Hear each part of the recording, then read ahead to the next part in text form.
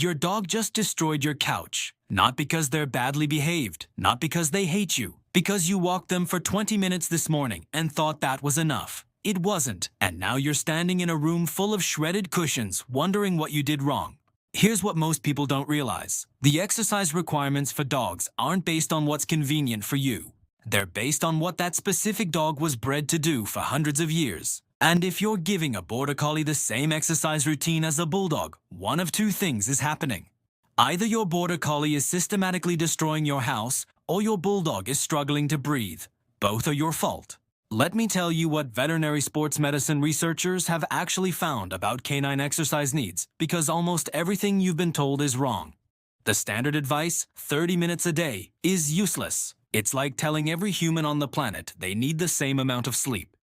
A marathon runner and a desk worker don't have the same physical requirements. Neither do dogs. A working line Belgian Malinois and a Cavalier King Charles Spaniel are not the same animal. Treating them the same is how you end up with behavioral problems, obesity, or joint damage. Let's start with what exercise actually does for a dog, because it's not just physical. When your dog runs, their brain releases endorphins, serotonin, and dopamine. The same neurochemicals that regulate mood, anxiety, and impulse control in humans. A dog who doesn't get enough exercise isn't just bored. Their brain chemistry is off. They're operating with chronically low levels of the chemicals that allow them to settle, focus, and regulate their behavior. That's why under-exercised dogs are destructive, hyperactive, and anxious. It's not behavioral, it's neurochemical. Your dog isn't choosing to be difficult. Their brain doesn't have the chemical tools to be calm. Now let's talk about breed, because this is the variable that changes everything. Herding breeds, Border Collies, Australian Shepherds, Belgian Malinois, were bred to work 12-hour days controlling livestock. Their exercise requirement isn't 30 minutes. It's closer to 2 to 3 hours of intense physical and mental work per day. If they don't get it, they invent jobs. Herding your kids, chasing shadows, obsessively retrieving balls until they collapse. That's not quirky. That's a working dog with nowhere to direct their drive. Sporting breeds, retrievers, pointers, setters, were bred to hunt all day. Swimming, running, tracking. They need at least 90 minutes to 2 hours of exercise daily, and it can't just be walking. It needs to be running, swimming, fetch, something that elevates their heart rate. A 30-minute walk for a Labrador is like asking a marathon runner to accept a stroll to the mailbox as their daily workout. It's insulting. Working breeds, Huskies, Malamutes, Rottweilers, were bred for endurance tasks. Pulling sleds, guarding property, they need 60 to 90 minutes minimum. And for Huskies specifically, it needs to include running. A Husky who doesn't run is a Husky who will run anyway, just in circles around your house at 2 in the morning. Terriers were bred to hunt vermin, high energy, high prey drive. They need 45 to 60 minutes of vigorous exercise plus mental stimulation. A tired terrier is a manageable terrier. An under-exercised terrier is a chaos agent. Toy breeds, Chihuahuas, Pomeranians, Shih Tzus, were bred as companions. Their exercise needs are lower, 20 to 30 minutes, but they still need it, and they need mental enrichment. A bored toy breed barks constantly, digs, becomes possessive. Don't mistake small for inactive. Brachycephalic breeds, bulldogs, pugs, French bulldogs, can't handle intense exercise. Their respiratory systems are compromised by their skull structure. They overheat quickly. They struggle to breathe during exertion. For them, exercise needs to be short, frequent, and low intensity.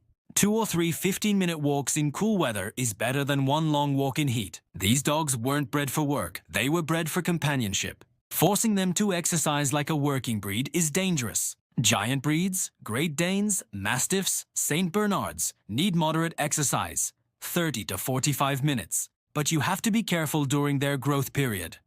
Puppies of giant breeds should not be over-exercised. Their joints are still developing. Too much running, jumping, or forced exercise before they're fully grown can cause permanent orthopedic damage. Walk them, let them play gently, but don't run them until they're at least 18 months old. Now let's talk about what counts as exercise, because walking is not enough for most dogs. Walking is low intensity. It's good for joint health, mental stimulation, sniffing, exploration, but it doesn't tire out a high-energy dog. You can walk a border collie for 2 hours, and they'll still be ready to go when you get home. Because walking doesn't elevate their heart rate enough to produce the neurochemical shift they need. What works is high-intensity activity. Running, fetch, swimming, tug, agility, herding, bike joring.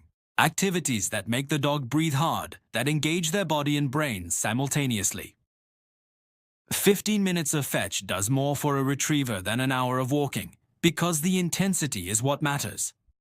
Then there's mental exercise, and this is the part most people completely ignore. A dog who spends 20 minutes doing scent work, puzzle toys, or training exercises can be just as tired as a dog who ran for an hour.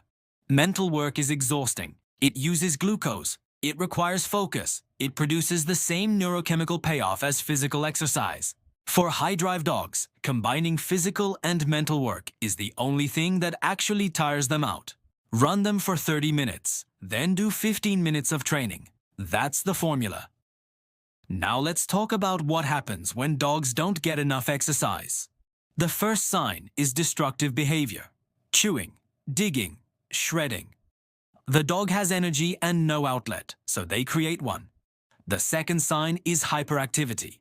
The dog can't settle. They pace, they follow you everywhere. They demand attention constantly. The third sign is reactivity. Under-exercised dogs have lower thresholds for stress. They bark at everything. They lunge at other dogs. They overreact to stimuli that wouldn't bother a well-exercised dog. The fourth sign is weight gain. An under-exercised dog is consuming more calories than they're burning. Over time, that becomes obesity. And obesity leads to joint problems, diabetes, heart disease, shortened lifespan. Exercise isn't optional. It's medical. On the other end, over-exercising is also a problem. Dogs who are forced to run marathons, who are exercised to exhaustion daily, develop orthopedic issues, stress fractures, ligament damage, joint degeneration.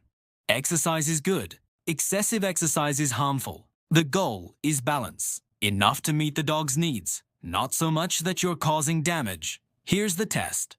After exercise, your dog should be tired, but not limping. They should settle within 30 minutes to an hour. They should sleep well. If they're still hyper after 2 hours of exercise, you're either not providing the right type of exercise, or you have a dog whose needs exceed what you're capable of providing. And if that's the case, you need to find additional outlets. Daycare, dog sports, hiring a dog walker. Because hoping the dog will just calm down on their own isn't a strategy, it's neglect. So here's the real answer to how much exercise your dog needs. It depends on their breed, their age, their individual energy level, and what they were bred to do. A working dog needs 2 to 3 hours. A sporting dog needs 90 minutes to 2 hours. A terrier needs 45 to 60 minutes. A companion breed needs 20 to 30 minutes. A brachycephalic breed needs short, cool, low-intensity sessions. And almost every dog needs a combination of physical exercise and mental work. Not one or the other, both. If your dog is destroying things, if they can't settle, if they're overweight or reactive, the first question isn't what's wrong with my dog. It's am I meeting their exercise needs? Because most of the time, the answer is no. And once you fix that, half the behavioral problems disappear on their own. If this changed how you think about exercise, subscribe and comment below. What breed is your dog and how much exercise are they actually getting?